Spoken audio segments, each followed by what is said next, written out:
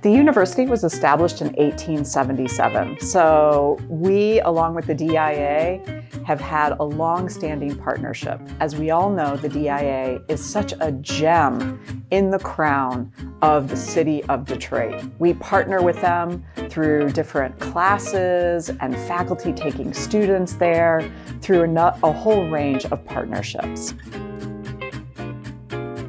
It's an incredible installation that's all over the McNichols campus that really brings art right here to Livernois and 6 Mile. It's really incredible that we can bring these works of art to our campus, essentially bringing Midtown right here to Livernois and 6 Mile.